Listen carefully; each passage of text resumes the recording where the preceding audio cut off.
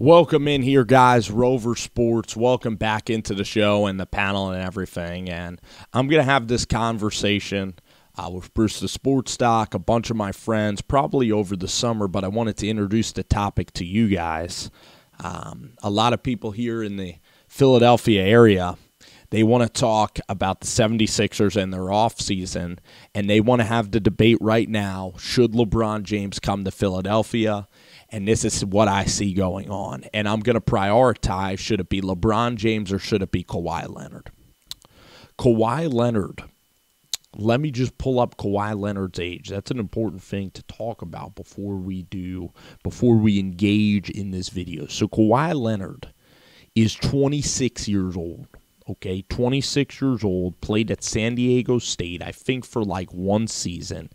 Kawhi Leonard now, LeBron is 7 years old or 33 years old.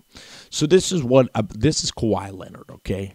Leonard, quiet, tremendous defender, a shooting guard, a guard that is just can be one of the top 5 players in the NBA, and a guy that could be on your team that you can get a core out of Kawhi Leonard. So for me, it's a no-brainer. You should try to trade whatever pieces you have to acquire Kawhi Leonard. To do that, you're going to need to give up Dario Saric. You might still have value in giving up Markelle Fultz because he's young. So Dario is a huge coveted value that couldn't be higher right now because his playoffs were incredible. Covington is a decent player, although his stock has gone downhill. So you look at the Sixers and what they can give up to get Kawhi Leonard, and it would be great to have Dario Saric there. Unfortunately, it might be Dario, it might be a first-round pick. What I'd propose is a first-round pick, maybe 2 first-round picks, and Markelle Fultz, and maybe Bellinelli, Ilyasova, any of those guys, and try to keep Saric. If not, a Fultz is clearly, you can deal Fultz. You can clearly deal Fultz. I would not try to get Dario involved, because if you could somehow get Dario, Kawhi Leonard, and Ben and Joel Embiid, that should be your core of 4. But in my opinion, it's no questions asked. Like, if you have to trade Dario for Kawhi, Dario, Fultz, and picks, you do it in a second. And for San Antonio, you get a guy in Fultz that can be a talented player. You get Dario that you can kind of build around, who's still very young, who could still really be a great NBA player, a very, very good role player, a solid contributor to a championship team, a guy who can get 18, 10 points, 10 rebounds a game. And the Sixers get Kawhi Leonard, a guy that you're frustrated with in San Antonio. Now, for the Sixers, Brett Brown likes Kawhi Leonard. You have to find out exactly why he hasn't played. I know he's been hurt, but when he's been hurt, he's missed like 60 games of basketball. But Kawhi Leonard, Ben Simmons, and Embiid, that's the core you want to build for the next 12 years. That's the team. Because here's the thing.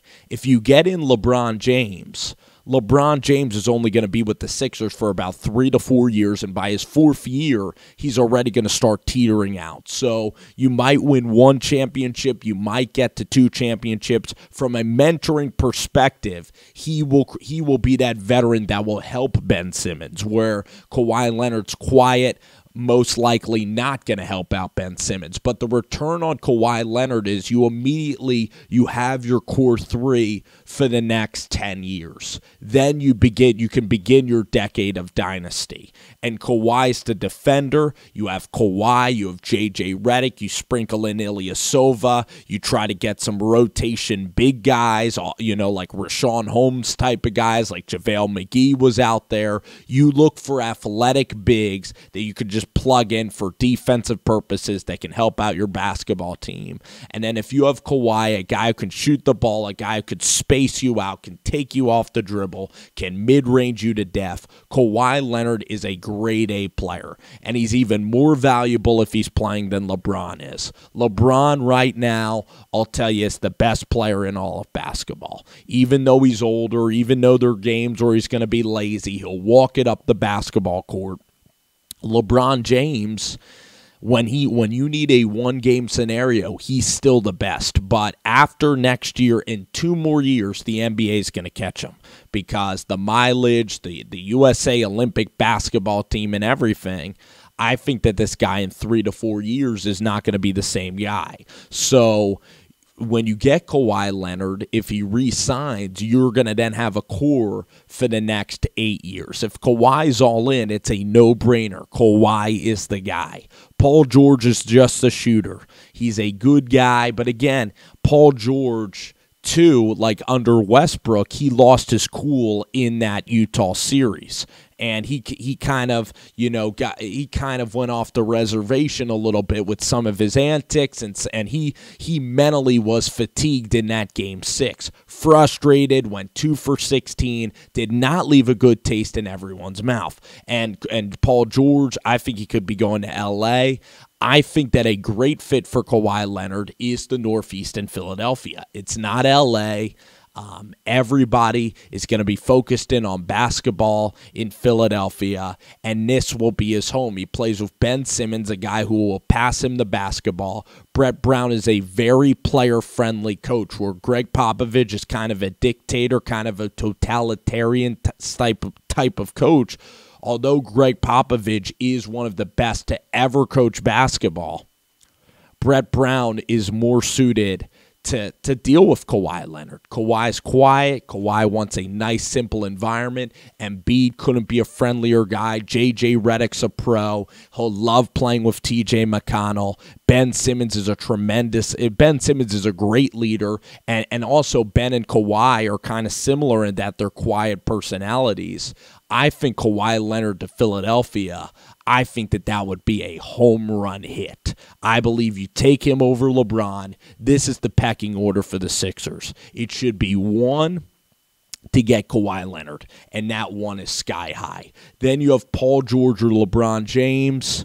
Could Paul George be a 76er for a very, very long time? He's a talented scorer. I still kind of want to see what LeBron's going to do in this championship, but actually I'd lean Paul George because Paul George is younger, so you get double the mileage. Again, it's kind of like Brady and Garoppolo. So if you want to be great for a long time, and then the more you look at it, you also have to address this question. I don't want to make this video just a crazy amount long, but is Embiid going to be there for the next 8 years? Because you look at this guy's injury history. We had the head injury. We have back problems with Embiid. We have him missing serious time, still not playing back-to-backs. So do you want to win now? And winning now is with LeBron James, but also winning now, you can win now with Paul George, and then you also have a backup plan. If you get Kawhi, you get Paul George. If Embiid goes down, you still have Simmons and Paul George. You're still going to have stars on this team. Kawhi can get along better. Out of the personalities, Kawhi and LeBron's the easiest guy that's going to fit into the system and get along.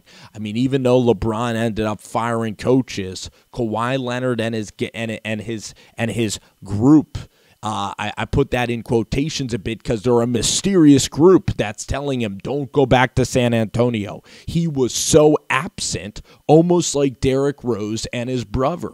It reminds me of the same thing. So looking at the Sixers, it's got to be Kawhi Leonard number 1 for sure. I mean, the guy's an incredible defender.